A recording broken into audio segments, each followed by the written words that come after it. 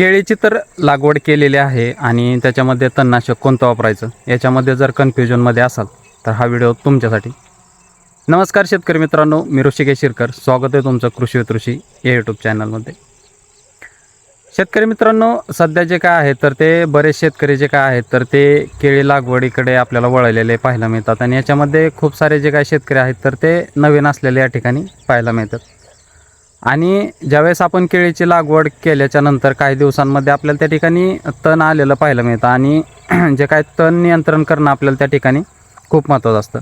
बऱ्याच शेतकऱ्यांचा हा प्रश्न असतो की दादा, तण नियंत्रण करण्यासाठी आपण याच्यामध्ये कोणती तणनाशकं वापरली पाहिजेत की ज्याच्यामुळे आपल्या झाडांनाही काही झालं नाही पाहिजे आणि पूर्ण जे काय तण आहे तर तेही त्याच्यामध्ये आपल्याला मरून गेलं पाहिजे.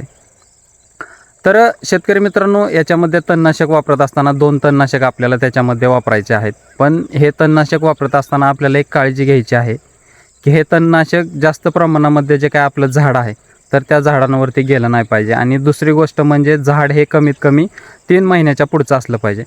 कारण शेतकरी मित्रांनो, हे दोन्ही जे काय तणनाशक आहेत तर ते कॉन्टॅक्ट फॉर्ममधले असल्यामुळे हे जेवढ्या भागांवरती आपल्याला पानांवरती पडेल त्या ठिकाणचं पान आपल्याला त्या ठिकाणी पूर्णपणे जळून गेलेलं पाहायला मिळेल. हे काय तणनाशक जे काय आहे तर ते पूर्ण जे काय रिकमेंडेड नाहीत, म्हणजे फळपिकांसाठी आपल्याला त्या ठिकाणी कॉन्टॅक्ट फॉर्ममधलं बनवलेलं आहे की जेवढ्या भागांवरती आपल्याला जाईल त्या भागांवरचा जो काय पोर्शन आहे तर तो आपल्याला त्या ठिकाणी जळून गेलेला पाहायला मिळेल. याच्यामध्ये वापरत असताना पहिलं म्हणजे जे काय पॅराकॉट कंटेंट असलेलं तणनाशक आहे तर ते त्याच्यामध्ये वापरायचं आहे. आणि दुसरी गोष्ट म्हणजे जे काय ग्लायफोसेट कंटेंट असलेलं जे काय तणनाशक आहे तर ते त्याच्यामध्ये वापरायचं आहे. याचं शेतकरी मित्रांनो, हे वापरत असताना याचं जे काय प्रमाण आहे तर ते प्रमाणही आपल्याला त्या ठिकाणी वापरणं खूप महत्त्वाचं असतं. कारण कमी जास्त जर झालं तर याचं झाडांना शॉक बसलेला आपल्याला पाहायला मिळतो आणि कमी झालं तर याचं तण जे काय आहे तर ते पूर्ण आपल्याला त्या ठिकाणी जळून गेलेलं पाहायला मिळत नाही.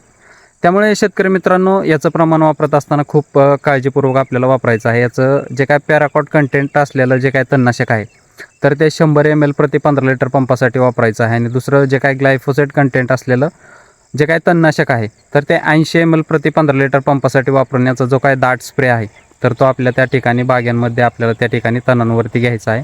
याचा स्प्रे घेतल्याच्या नंतर 2 ते 3 तासामध्ये आपल्याला याचा छान पद्धतीचा जो काय रिझल्ट आहे तर तो त्याच्यामध्ये आलेला पाहायला मिळेल. आणि जे काय तण नियंत्रण आपल्याला जे काय तण घालवायचं आहे तर ते पूर्णपणे आपल्याला त्या ठिकाणी गेलेलं पाहायला मिळेल. शेतकरी मित्रांनो, तुम्ही तुमच्या बागेमध्ये कोणतं तणनाशक वापरता हे कमेंटमध्ये नक्की सांगा. आणि जर हा व्हिडिओ आवडला असेल तर केळी उत्पादक शेतकऱ्यांपर्यंत नक्की शेअर करा. धन्यवाद.